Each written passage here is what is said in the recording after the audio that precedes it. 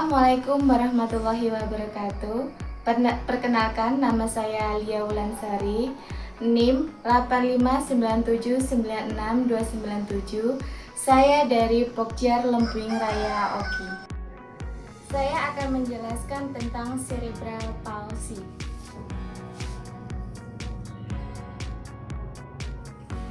Tugas ini untuk memenuhi mata kuliah penanganan anak berkebutuhan khusus dengan tutor Ibu Sukarni MPD.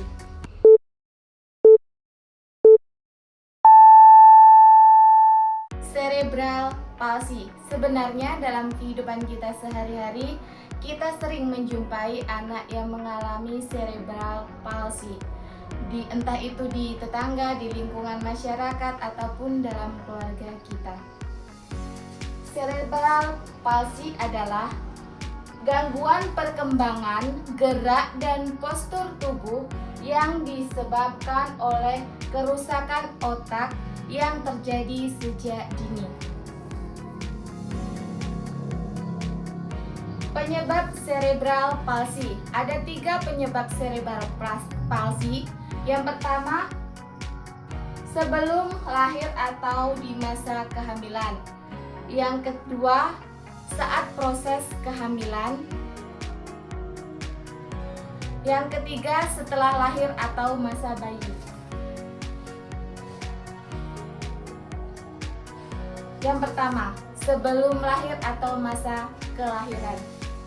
Penyebab yang paling sering adalah yang pertama, infeksi pada ibu hamil, misalnya rubella atau infeksi virus, atau toksoplasma atau infeksi toksoplasma bisa mengganggu perkembangan otak janin. Yang kedua, kurangnya aliran oksigen ke janin. Yang ketiga, gangguan perkembangan otak sejak dalam kandungan. Yang keempat, masalah pada plasenta yang menghambat nutrisi ke bayi.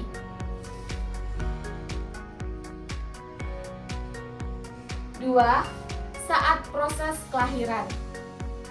Penyebab yang sering terjadi, yang pertama, bayi kekurangan oksigen saat bayi lahir atau sering disebut asfiksia. Yang kedua, proses persalinan sulit atau lama. Yang ketiga, berat badan lahir sangat rendah atau sering disebut dengan prematur. Selanjutnya yang ketiga, setelah lahir atau di masa bayi. Penyebab yang sering terjadi, yang pertama, infeksi otak atau sering disebut meningitis atau encephalitis. Yang kedua, cedera kepala, misalnya karena jatuh atau karena kecelakaan. Yang ketiga, kejang berat pada bayi. Selanjutnya, kita akan berbicara tentang jenis-jenis cerebral palsy. Ada 4 jenis cerebral palsy. Yang pertama, spastik atau otot kaku. Yang kedua, diskinetik atau gerakan tidak terkontrol. Yang ketiga, ataksik atau gangguan keseimbangan. Dan yang keempat, campuran. Kita akan bahas satu-satu. Yang pertama, spastik. Spastik atau otot kaku. Yang terjadi pada anak cerebral palsy dengan jenis spastik atau otot kaku adalah yang pertama, otot menjadi kaku atau tegang. Yang kedua, gerakan terlihat kaku dan sulit. Yang ketiga, anak bisa kesulitan berjalan atau menggerakkan tangannya. Contohnya, seperti anak yang susah berjalannya kaku atau berjalannya berjinjit. Yang kedua, diskinetik. Gerakan tidak terkontrol. Yang terjadi terjadi pada anak cerebral palsy dengan jenis dyskinetik adalah yang pertama, gerakan tubuh terjadi tanpa disadari atau anak bergerak tidak terkontrol. Yang kedua, bisa berupa gerakan melambat atau anak tiba-tiba berputar atau tiba-tiba lemas atau tiba-tiba lari, seperti itu. Yang ketiga, otot bisa berubah-ubah, terkadang kaku, terkadang juga lemas, jadi anak tidak bisa bergerak atau beraktivitas. Contohnya, tangan atau wajah anak bergerak sendiri tanpa bisa dihentikan. Yang ketiga, ataksi atau gangguan keseimbangan.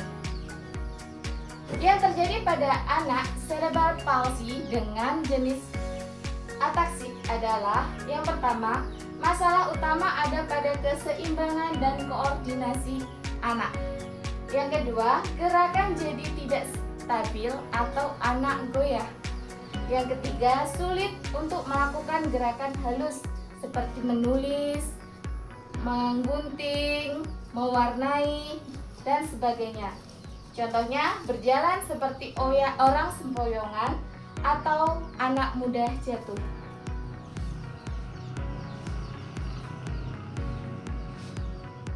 Yang keempat adalah jenis campuran.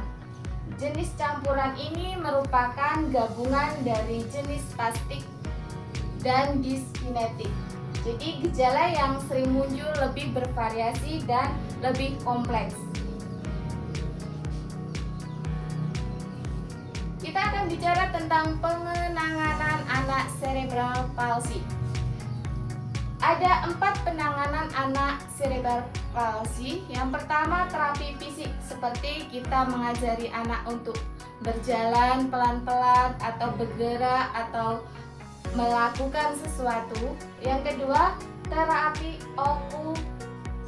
okupasi, yaitu terapi untuk anak melakukan kegiatannya sehari-hari seperti makan, minum, dan lain sebagainya, supaya anak lebih terbiasa dan bisa melakukannya. Yang ketiga, obat-obatan. Kalau obat-obatan ini kita harusnya membawa ke dokter, jadi dokter meresepkan untuk meminum obat supaya ototnya lebih lemas atau lain sebagainya. Dan yang keempat, operasi. Operasi ini dilakukan jika diperlukan.